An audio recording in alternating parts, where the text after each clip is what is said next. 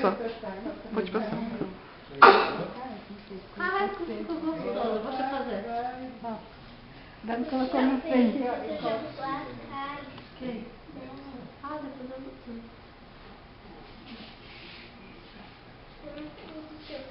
Tá acostumando com a luz agora. Tudo é devagar, Eu né? vou lá, bebê? vou uma foto.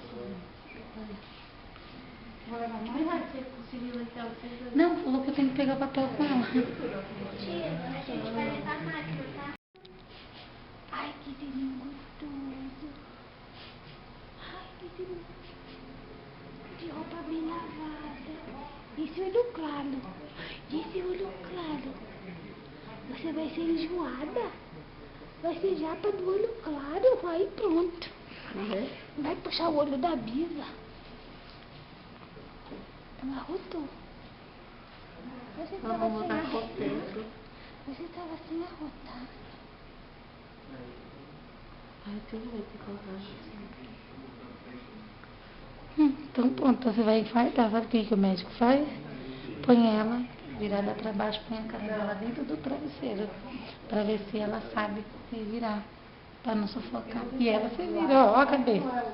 Ela se vira sozinha, ó lá. Igual tá cuidando de mamar com ela coberta. O médico falou que não. A enfermeira. Ela tem instinto, já tô procurando o peito. Você já está procurando aqui o peitinho, ó. Aqui. Ó, procurando. Ó, eu me ensinando, você já procura, meu. Eita, rotou de novo. Deus diga. Eu vou comer muito, eu vou engoidar pra caramba. Vou virar uma bolota. Uma bolota. É.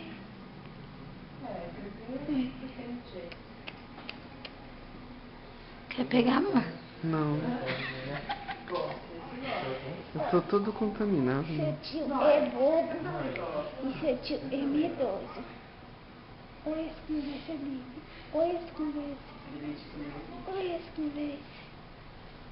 É. Olha essa conversa. E aí? Vai lá pra casa? Não, por causa da minha mãe. Vai fazer saber? Ai. Ai, tia. Vamos, amor.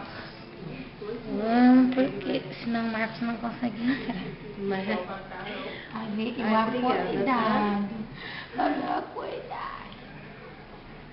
Maria, deixa eu saber como tá o umbigo. Vamos ver como